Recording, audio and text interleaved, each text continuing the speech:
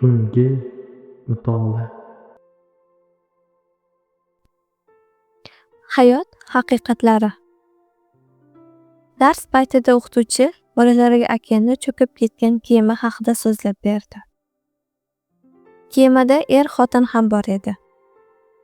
Halokat paytida ular qutqaruv qayig'iga yetib borishdi. Lekin unda faqat bir kishigagina joy bor edi. Kutilmaganda xotinini surib, qayiqqa chiqib oldi. Ayol suvga g'arq bo'lish oldidan faqat bir og'iz so'z ayta oldi. O'qituvchi biroz sinaldi va bolalarga savol berdi. Kim aytadi? Ayol eriga o'limi oldidan nima degan?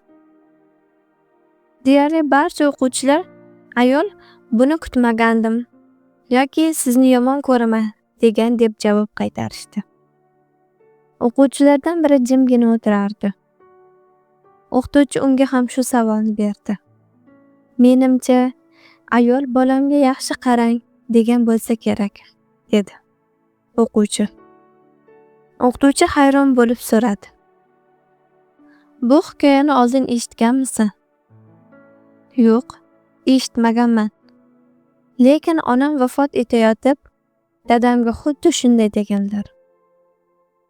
O'qituvchi ko'ziga kelgan yoshni artib oldi va javobing to'g'ri, dedi. Halokatda jon saqlab qolgan tez orada uyiga qaytdi. Uyida uni qizi kutardi. Erkak qizi katta bo'lguncha uni mehribonlik bilan parvarish qildi. Oradan yillar o'tdi.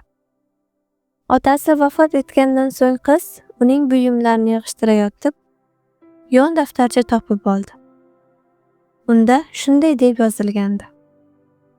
O'sha kemaga chiqishimizdan oldin biz shifokor huzurida bo'lgandik va u xotinimning tez orada og'ir kasallikdan vafot etishini aytgandi.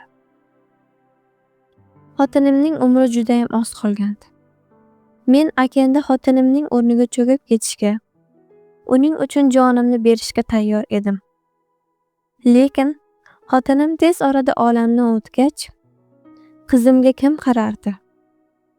Birgina yo'l xotinimni okeanda qoldirish va o'zim tirik qolib, qizimga g'amxo'rlik qilish edi.